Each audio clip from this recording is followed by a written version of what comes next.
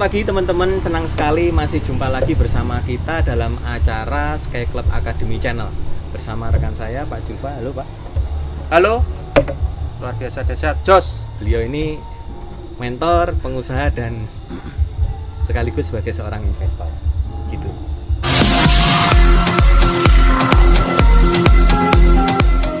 Menurut Bapak gimana Pak cara pandang hutang menurut sudut pandang dari masing-masing orang ini?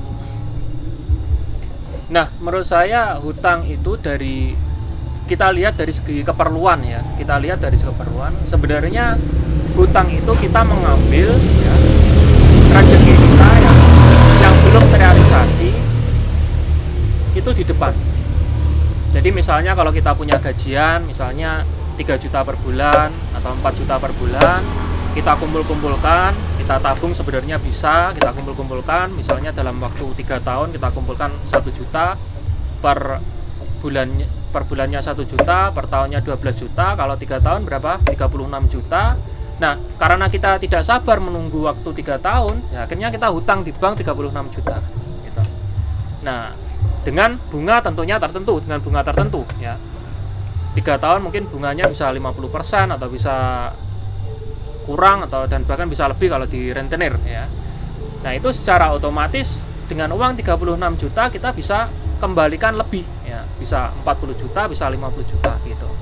Nah, pada dasarnya hutang itu sendiri sebenarnya itu sesuatu yang belum terjadi kita jadikan gitu. Rezeki yang belum kita terima tapi kita paksa untuk kita terima. Betul kan? Nah, ya. Akan tetapi perlu kita garis bawahi, kita juga nggak ngerti keadaan kita ke depan. Nah, kita kan bukan peramal. Ya. Kita nggak ngerti keadaan kita ke depan. Apakah sedang baik-baik saja, ataukah bisnis kita meningkat, ataukah justru malah dengan berhutang itu, dengan menarik uang dari masa depan ke sekarang itu, membebani kita dan bahkan mengurangi porsi rezeki kita. Betul. Jadi pembahasan ini mungkin menurut saya sesuatu yang sangat menarik untuk dibahas.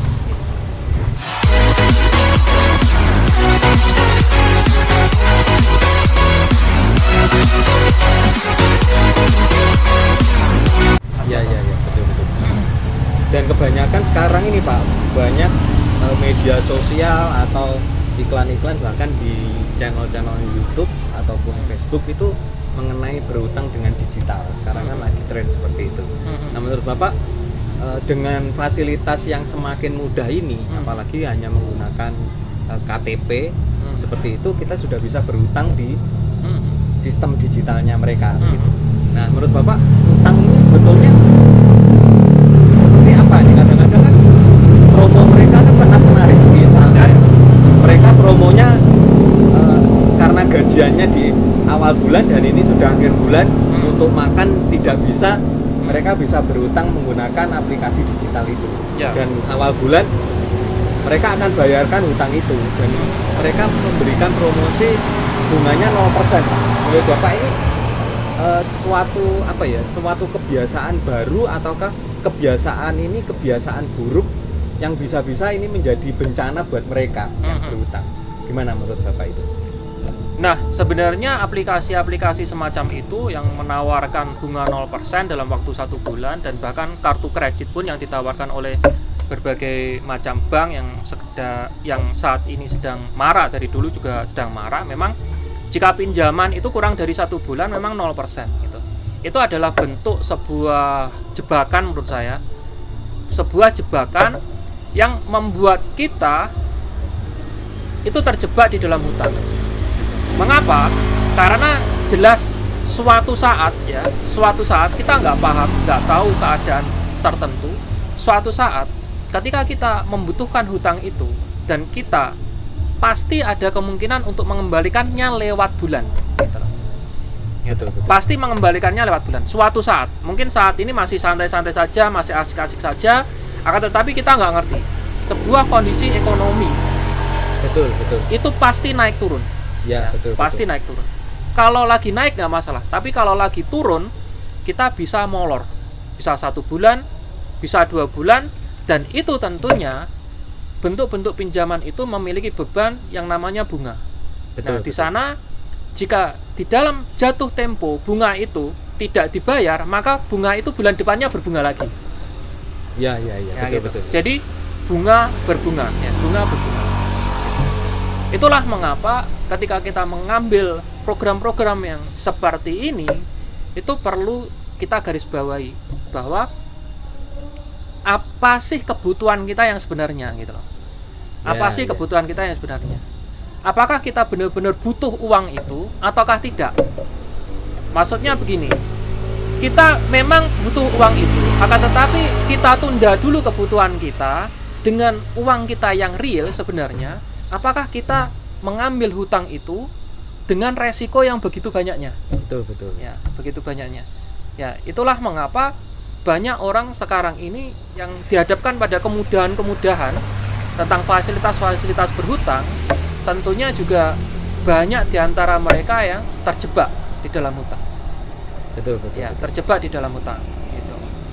Dan ketika mereka tidak mampu membayar, ya, ketika mereka tidak mampu membayar bunga itu, jelas secara otomatis ada punishment di situ.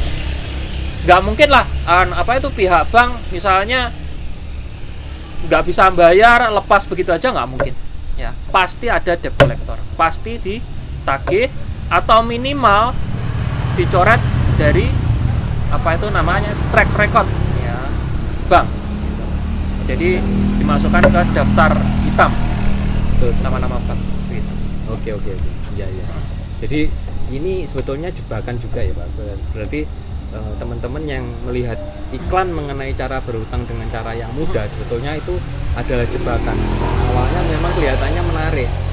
Mereka menggiring Anda dalam kondisi untuk membiasakan diri meminjam dahulu. Apabila teman-teman belum punya finansial, di akhir bulan itu bisa ada pinjaman begitu.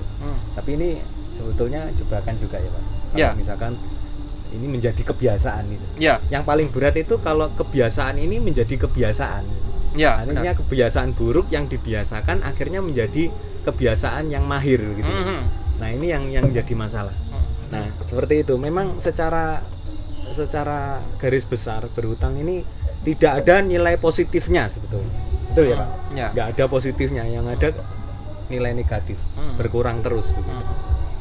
Jadi bagi teman-teman yang memiliki hutang, segera dilunasi, betul begitu ya Pak? Ya benar, segera dilunasi. Berusaha, bekerja keras untuk segera membayar hutangnya itu. Ya. Bagi teman-teman yang belum bisa bayar hutang, segera bayar hutangnya begitu. Ini termasuk curhat ya Pak? Ya. Segera bayar hutang begitu. Ya, segera bayar hutang. Ya. Terus kalau teman-teman nggak ingin terkena api, hindari untuk bermain api. Begitu ya. Karena berhutang ini dampak negatifnya luar biasa untuk keberkahan kita. Begitu ya Pak? Ya benar. Ya. Jadi bagi teman-teman saya sarankan yang masih punya hutang segera dibayar. Kalau nanti ibaratnya teman-teman membayar hutangnya, teman-teman secara otomatis rezeki teman-teman akan semakin berlimpah, semakin banyak, semakin banyak. Jadi hindari antara hutang riba. Lebih baik hutan rimba ya Pak, daripada hutang riba. Ya, lebih baik hutan rimba ya. Betul begitu ya. Nah, baik teman-teman, mungkin itu saja yang dapat kita sampaikan atau kita ngobrol-ngobrol santai pada pagi hari ini. Semoga kita semua dalam kondisi yang sehat, sejahtera, berkelimpahan bersama keluarga Anda. Saya Nyoto Koko dan teman saya Julfayuan. Sampai jumpa di episode selanjutnya. See you. Dadah. Dadah. Bye.